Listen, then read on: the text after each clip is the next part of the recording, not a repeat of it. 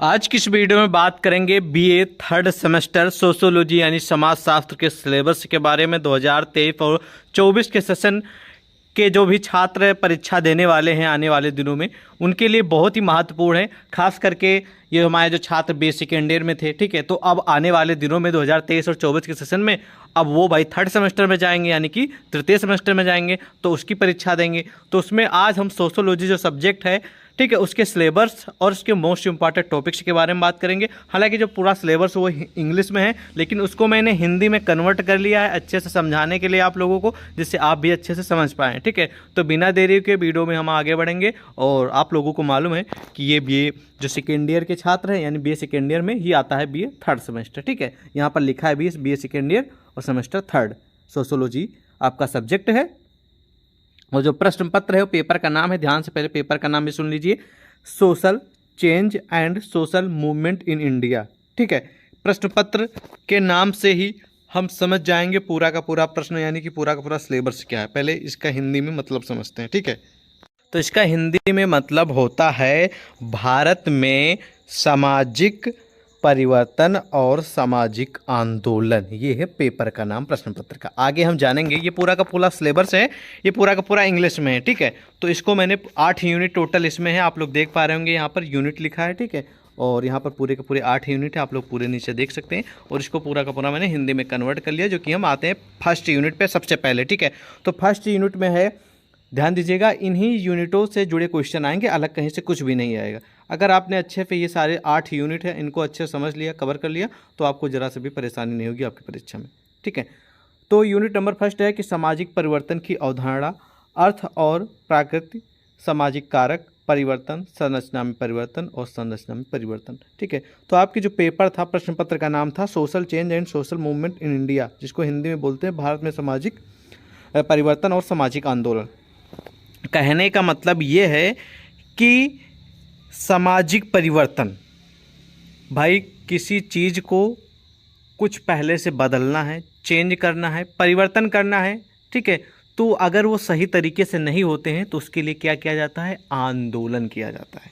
ठीक है, यानी कि किसी समाज में या किसी संगठन या समूह के माध्यम से किसी चीज़ में, समाज में किया गया परिवर्तन ही सामाजिक परिवर्तन कहलाता है। ठीक है, व्यक्तियों के द्वारा और जो वहाँ के संगठन है, समूह है, उसके द्वारा किया गया परिवर्तन, ठीक है, वही सामाजिक परिवर्तन कहलाता है। और एक परिवर्तन जो है ना, ये ऐसे नहीं होता।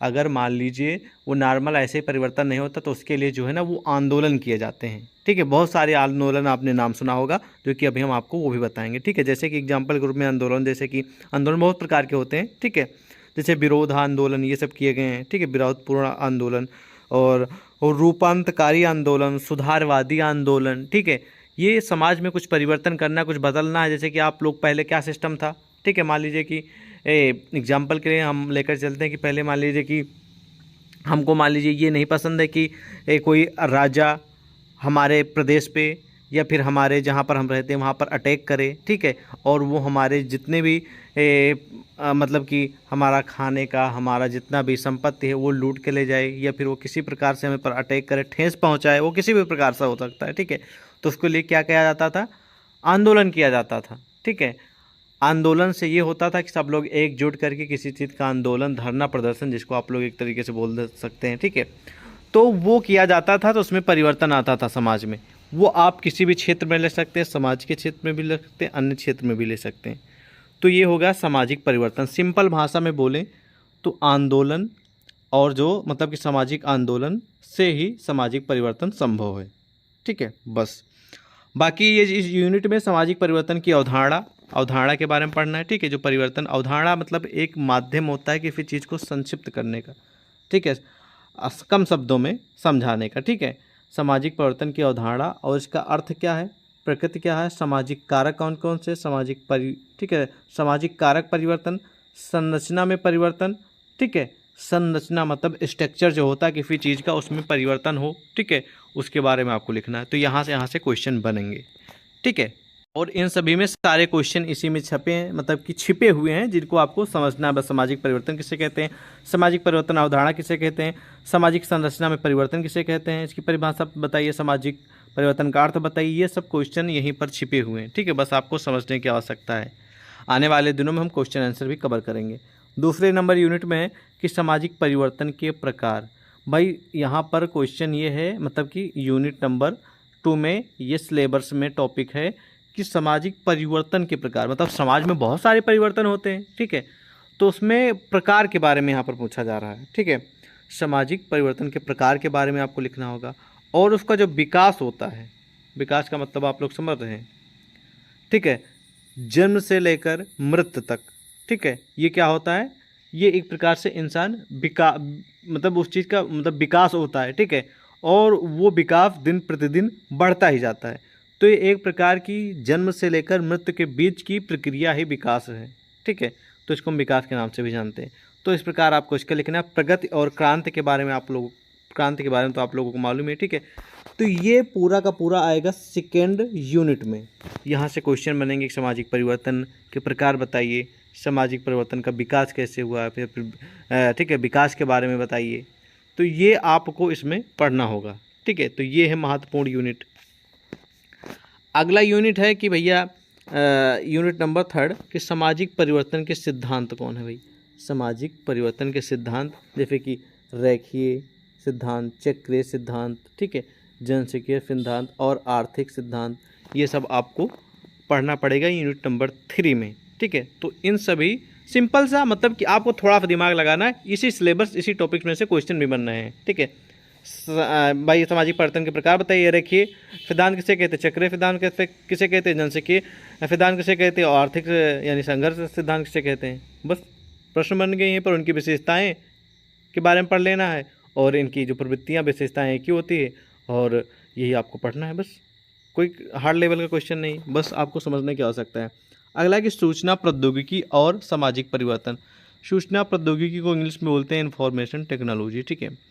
तो सूचना प्रौद्योगिकी यानी कि जो आपकी जो मतलब की जानकारी है, आपका जो डेटा है, वो प्रौद्योगिकी मतलब कि उद्योग के क्षेत्र में और समाज में परिवर्तन, मतलब कि आपकी जो सूचना है वो उद्योग के क्षेत्र में किस प्रकार से वो सामाजिक परिवर्तन ला सकती है, ठीक है, समाज में किस प्रकार से परिवर्तन ला सकती है।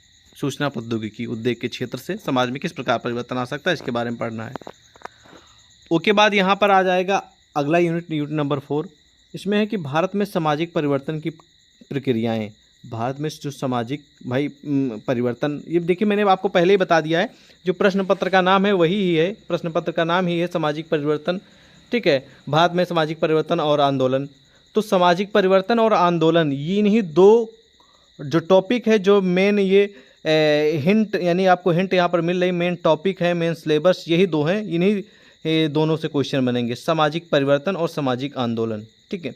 इन्हीं का जो आपका वर्गीकरण है, इन्हीं का जो नीचे इनकी आएंगी, या जहाँ तक कवर करता है सामाजिक परिवर्तन और सामाजिक आंदोलन, बस यहीं से प्रश्न बनेंगे।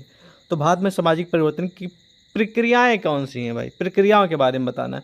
तो सांस्कृतिकरण किसे कहते हैं, पश्चिमीकरण किसे कहते हैं, आधुनिकीकरण किसे कहते हैं, धर्मनिरपेक्षीकरण किसे कहते हैं, और वैश्वीकरण की अवधारणा और इसके प्रभाव, संकीर्णता और सार्वभौमिकरण की परिभाषा दीजिए, ठीक है। तो यहाँ से प्रश्न बनेंगे कि धर्मनिरपेक्षता की विशेषताएं बताइए भैया, धर्मनिरपेक्षता की संक्षिप्त में परिभाषा दीजिए, धर्मनिरपेक्षता के कारण बताइए, ठीक है।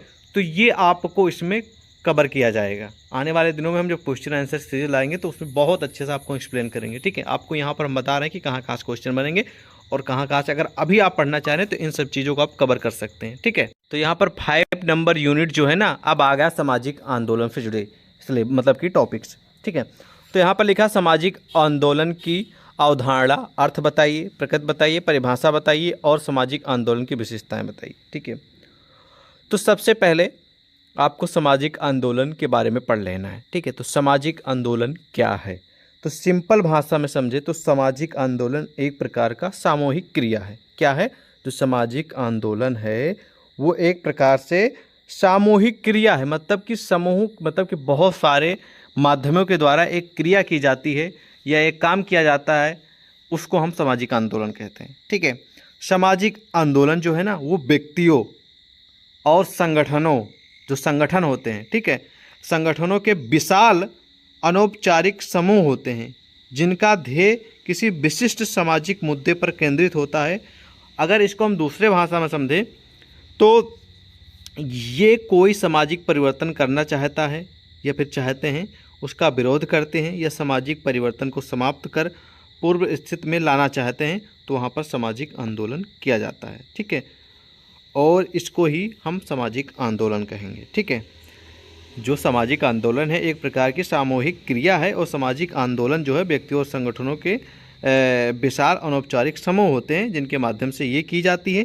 अगर कोई समाज में परिवर्तन चाहता है या फिर वो समाज में परिवर्तन कुछ अलग अपना एक्स्ट्रा ऐड करने का विरोध करता है या फिर ऐड हो गया तो उसको कहता है कि नहीं लागू होने देंगे ये परिवर्तन हम, ठीक है, तो वहाँ पर सामाजिक आंदोलन किया जाता है। ठीक है, तो इस प्रकार इसका उत्तर लिखेंगे। बहुत ही हाई लेवल का प्रश्न है। ठीक है, मतलब कि टॉपिक्स है और आपका सिलेबस है। ठीक है, चलिए अब आ जाएंगे यूनिट नंबर 6 पे। यूनिट नंबर 6 में ये है कि सामाजिक आंदोलन और सामाजिक परिवर्तन, मतलब कि सामाजिक आंदोलन किसे कहते हैं और सामाजिक परिवर्तन किसे कहते हैं। तो सिंपल भाषा मैंने इसका ऊपर आपको उत्तर बता ही दिया है क्योंकि यही प्रश्न पत्र का नाम है।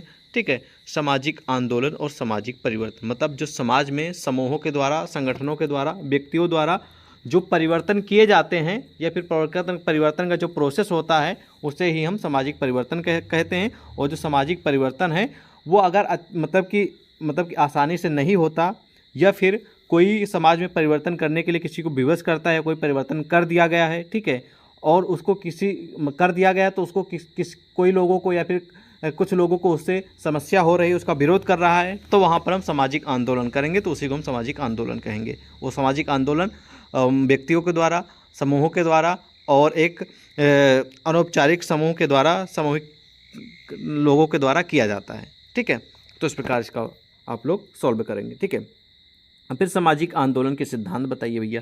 तो सामाजिक जो आंदोलन है उसके सिद्धांत कौन कौन से, उसके बारे में आपको पढ़ना पड़ेगा। ठीक है, ये भी बहुत ही हाई लेवल का, टॉप लेवल वाला टॉपिक है। संरचनात्मक, कार्यात्मक, मार्क्सवादी, संसाधन जुटने का, ठीक है, जुटाने का सिद्धांत, ये सब आपको कवर कराएंगे हम यूनिट नंबर 6 में। ठीक है, चलिए अब आ जाएंगे हम नेक्स्ट यूनिट की ओर।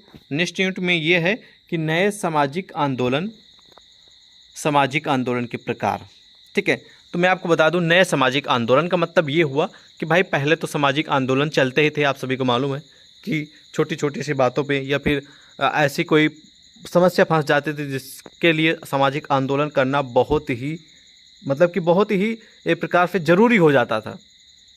तो अब कहा जा रहा है, क्योंकि अब आप लोग नए सिलेबस में पढ़ रहे हैं, तो यहाँ पर कहा गया कि नए सामाजिक आंदोलन, ठीक है, नए सामाजिक आंदोलन के बारे में बताइए, सामाजिक आंदोलन के प्रकार भी बताइए। तो नए सामाजिक आंदोलन के प्रकार में आप लोग लिख सकते हैं कि जैसे कि ठीक है, विरोध किसी का हो रहा हो तो वो वहाँ पर आंदोलन किया जा सकता है। ठीक है, क्रांतिकारी जो है ना वो आंदोलन किया जा सकता है। ठीक है, और किसी चीज़ में मान लीजिए सुधार नहीं हो रहा तो वहाँ पर सुधार आंदोलन करा जाता है, तो उसे सुधार आंदोलन के नाम से जानते हैं। ठीक है, तो ये हो गए कुछ इसके टाइप यानी कि प्रकार।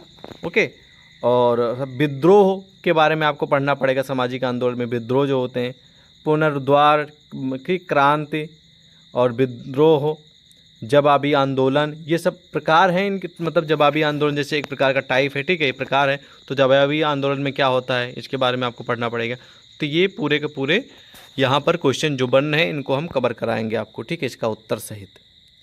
तो पहले का तो मैंने यहाँ तक बता दिया और बाकी आपको हम आने वाले दिनों में इन सभी के बारे में उसका क्वेश्चन आंसर प्रोवाइड करेंगे। ठीक है, तो आंदोलन प्रकार बहुत सारे होते हैं, ये आपको खास कर याद रखना है। और सब जितने भी आंदोलन हैं सबका अलग अलग मकसद है और सभी आंदोलन मतलब कि जैसे कि ये नहीं कि एक ही काम के लिए एक ही आंदोलन किया जाएगा। जितने भी काम हैं, जितने भी समस्याएं हैं, जितने भी उसके परिवर्तन हैं, उन सभी के लिए अलग अलग आंदोलन किए जाते हैं और अलग अलग आंदोलन के बारे में आपको वो लिखना पड़ेगा। ठीक है, अच्छे पे कि हाँ भाई ये आंदोलन है, तो इस आंदोलन जैसे कि मान लीजिए कि विरोधपूर्ण आंदोलन है, तो विरोधपूर्ण आंदोलन में आपको क्या करना पड़ेगा। ठीक है, वहाँ पर आपको बताना पड़ेगा कि ये आंदोलन जिसका उद्देश्य शोषण के विरुद्ध अपनी स्थिति में सुधार करना है, ठीक है, करना होता है इसमें। और ऐसे आंदोलन संपूर्ण सामाजिक और जो समाज मतलब कि उनके माध्यम से किया जाता है, ठीक है, और को चेंज करने के लिए। तो ये आपको इस तरह लिखना पड़ेगा। तो मतलब आंदोलन का नाम लिखिए, विरोधपूर्ण आंदोलन, उसके बाद उसका अर्थ लिखिए, मतलब उसके बारे में थोड़ा बहुत लिखिए कि हाँ इसके अंतर्गत क्या होता है। क्रांतिकारी आंदोलन में हेडिंग लिखिए, उसके बाद लिखिए क्रांतिकारी आंदोलन क्या होता है। तो ये सब आपको ऐसे लिखना पड़ेगा। अब आ जाएंगे यूनिट नंबर 8 की ओर। यूनिट नंबर 8 में सामाजिक आंदोलन के माध्यम से भारत सामाजिक परिवर्तन, मतलब कि सामाजिक आंदोलन के माध्यम से भारत में जो सामाजिक परिवर्तन हुए उसके बारे में। किसान आंदोलन, जो लोग मतलब भाई आप लोग जानते हैं कि किसान आंदोलन करते हैं, जो फार्मर होते हैं उनको बहुत सारी समस्याएं आती हैं, तो जो किसान आंदोलन होते हैं उसकी परिभाषा लिखना है, और किसान आंदोलन किसे कहते हैं और किसान आंदोलन जो होते हैं वो क्यों किए जाते हैं, इसके कारण बताइए और इसकी विशेषताएं बताइए। ठीक है, तो ये आपको किसान आंदोलन में पढ़ाया जाएगा। ठीक है, श्रमिक आंदोलन, ठीक है, श्रमिक आंदोलन और किसान आंदोलन दोनों सिमिलर हैं, लेकिन अगर आप लोग दूसरे नज़रिए से देखेंगे तो श्रमिक और किसान आंदोलन दोनों में बहुत डिफरेंस है, लेकिन दोनों सिमिलर हैं, एक दूसरे से इनका संबंध है। श्रमिक का मतलब ये होता है कि जो लोग अपनी डेली कमाई, मतलब अपनी कमाई जो दिनचर्या है वो पर डे करते हैं और पर डे उसमें से खाते कमाते हैं और चलते हैं। ठीक है, उसको कहा जाता है श्रमिक आंदोलन, जैसे कि रिक्शा वाला, ठीक है, और पल्लेदार या फिर मोची या फिर और भी बहुत सारे जो श्रमिक होते हैं जो पर डे कमाते हैं और पर डे वो खाते हैं। ठीक है, तो हो गए श्रमिक आंदोलन। दलित आंदोलन, दलित आंदोलन मतलब पिछड़े वर्ग वाले लोग, जो मतलब गरीब, जो बहुत ही किसी चीज़ से पीड़ित हैं या फिर बहुत ही नीची जाति वाले लोग हैं, उनका आंदोलन। ठीक है, अगर उनको समस्या है तो पूरी तरह आंदोलन कर सकते हैं। गवर्नमेंट के जो संविधान में बताया गया पूरी तरह कि जिसको जो समस्या है, अगर उसका ग्रुप समूह है तो उस चीज़ का वो आंदोलन कर सकता है, उसके लिए अपना वो हक ले सकता है। ठीक है, पूरी तरह फ्रीडम है। ठीक है, तो दलित आंदोलन में आपको बताया जाएगा कि दलित आंदोलन किसे कहते हैं, इसको अगर आंदोलन किया जाता है तो इससे क्या क्या लाभ हो सकते हैं, इसके जो कारण है क्यों लोग करते हैं। ठीक है, और ये आपको कवर किया जाएगा। उसके बाद महिला आंदोलन, मतलब आप लोग जानते हैं कि महिलाओं पे बहुत ज़्यादा शोषण होता है, बहुत ज़्यादा समस्याएं महिलाओं पे लोग डालते हैं, और बहुत सारी जो है ना महिलाओं को मतलब कि एकदम नीचे नज़रिए से देखा जाता है। ठीक है, तो अगर महिलाएं आंदोलन करना चाहें तो महिलाएं भी आंदोलन कर सकते हैं अपने हक के लिए।